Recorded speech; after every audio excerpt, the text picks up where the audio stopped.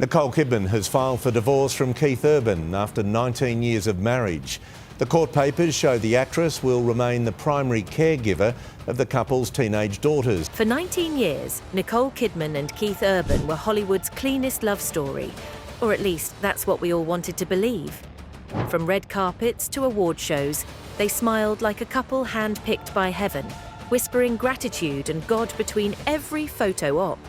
This extraordinary woman would ever see anything in a guy like me. And that's not me being humble, that's literally how I saw myself and her. But behind the filtered smiles, something darker was building. Not an explosion, but a quiet erosion. By mid-2025, cracks started showing. Kidman was spending long nights filming Practical Magic 2 in London, while Urban was halfway across the world on his High and Alive world tour. Separate schedules, separate homes, separate lives. It's the Hollywood curse, but in their case, it was the prelude to an ending that no one saw coming. Then came September 30th, 2025. The bomb dropped. Nicole Kidman officially filed for divorce in Los Angeles County, citing irreconcilable differences. After nearly 2 decades, the couple who built their brand on loyalty and love was done. The filing shocked the industry. But what came next was even louder. Because 1 week later, the internet caught something uncanny.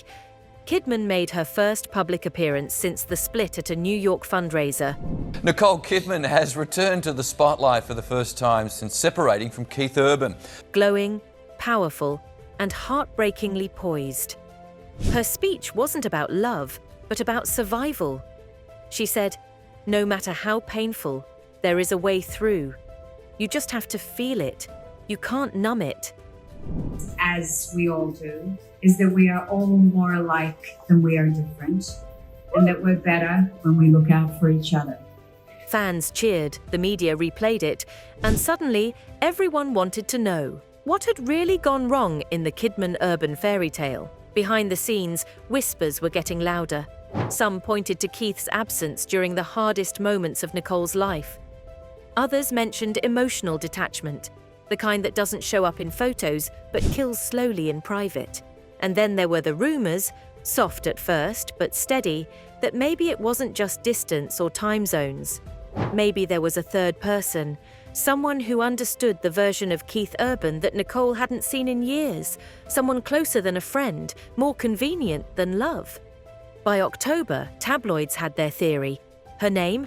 Maggie Bohr, Keith's touring guitarist. Young, talented, constantly by his side. There was no proof, no photo, no confession. Maggie Bohr, the 25-year-old guitarist featured in these performances, is a rising country music artist in her own right. But the silence from both Keith and Nicole made it louder than a headline. What once looked like a perfect marriage was starting to feel like a quiet performance. 2 actors playing the role of soulmates long after the cameras stopped rolling. And when the lights went out, all that was left was truth. The moment Nicole filed for divorce, the internet did what it always does. It went hunting for names, photos, any trace of a shadow behind a smile. Within days, one name kept echoing across threads and fan forums: Maggie Bohr. Keith Urban's touring guitarist, young, magnetic, and always at his side. Photos from the tour showed her on stage, glowing under the same spotlight that once belonged to Nicole. No one accused, no one confirmed, but the whispers were enough. Since resurfaced amid news of Urban and Kidman's separation. 2 days after Bob posted the clip, it was confirmed that Kidman had filed for divorce. "Too close," one fan posted under a concert clip. "She's not just harmonizing." Was it real? People magazine and Vanity Fair both danced around the idea. Insiders said the split was turning dramatic, that Keith seemed ready to move on, that it wasn't sudden. No proof of a full-blown affair, but enough grey space for the internet to paint the rest. Because sometimes it isn't one explosive betrayal, it's a slow fade, 1,000 moments when someone stops reaching for your hand. And that's where Nicole's pain lived, in the invisible parts. Sources told Vanity Fair she spent most of 2025 alone on set while Keith toured with his band. They barely spoke between flights.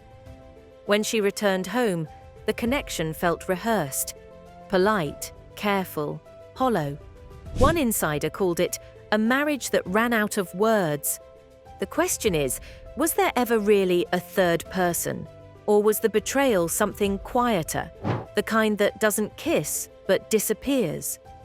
Because let's be honest, sometimes the most dangerous affair isn't physical, it's emotional. We don't spend that much time apart, honestly. Really? No, I don't Wow. want to, and he doesn't want to. Comment below and tell us what you think. Was it love gone cold or loyalty gone missing? And if you're new here, hit subscribe, because this story's about to twist even deeper. Now back to the mystery. Even as fans speculated, Nicole played it smart. Not a word about Maggie, not a public tear, just that haunting Harper's Bazaar quote. No matter how painful, you're not going to be able to numb it. It does pass. Keith, on the other hand, went silent. No press, no denial, just a small moment on stage that sent tabloids into orbit. During a live show in Nashville, he reportedly changed a lyric in The Fighter. Instead of singing Baby, he said Maggie. Keith Urban recently drew attention during a live performance for a change he made to the lyrics of his song The Fighter, originally written by his early relationship with Nicole Kidman. The crowd gasped. Coincidence? Maybe. But the internet doesn't believe in coincidences anymore. By the time October ended, the damage was done. The love story that lasted 19 years had unraveled in less than one, not with cheating headlines, but with silence, space, and maybe one woman standing too close to the microphone. By the time the divorce papers hit the courts, the story had stopped being about who left who. It became about how long they'd both been gone. Insiders told people the separation actually began during the summer tour. While fans screamed Keith's name across arenas, Nicole was pacing alone on the Practical Magic 2 set in London, her calls going unanswered. The fairy tale couple, who once thanked God for finding each other, were suddenly praying to survive without speaking. And I was so lucky to be married to him on screen. And so grateful that he said yes. That's the thing about slow burn endings. They don't make noise until it's too late. When Nicole finally walked that red carpet again, 1 week after the filing, she didn't look like a woman broken. She looked like someone reborn through fire. The speech she gave at that New York fundraiser wasn't about Keith, it was about pain that teaches. "You just have to feel it," she said, voice steady, eyes glassy. "You can't numb it." The crowd clapped, but social media read between the lines. Keith, meanwhile, vanished into the music. His fans posted videos of him performing Blue Ain't Your Color, with tears streaming down his face. Others noticed he'd stopped wearing his wedding ring. One clip showed him glancing toward Maggie Bohr mid-solo. Just a look, but enough to keep tabloids awake for weeks. Vanity Fair called it a marriage that ran out of oxygen. The New York Post called it a heartbreak he won't sing about yet. And maybe that's the real tragedy. There may never have been a villain. No dramatic affair, no smoking gun, just two people who stopped holding the same dream. We have 2 kids, so we literally move heaven and earth to be together, and I am still crazy about him. The third person? Maybe it wasn't Maggie. Maybe it was the distance itself, the ghost that slipped between them every time one boarded a plane. But Hollywood doesn't like simple endings, so the world keeps hunting for someone to blame. The guitarist, the fame, the years of silence. Because the truth, quiet as it is, doesn't trend. Still, you can't deny the symbolism. 19 years of marriage, dissolved in less than one. A man who sings about love, but loses it. A woman who spent decades playing strong female leads, finally forced to live one. So what really broke them? Maybe everything, maybe nothing, maybe the kind of love that looks perfect from the outside but rots quietly under the spotlight.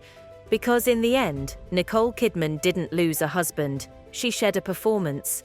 And Keith Urban didn't lose a wife.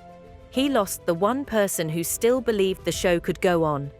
And as the world rewinds their love story on loop, one truth remains. In Hollywood, happy endings don't explode, they fade.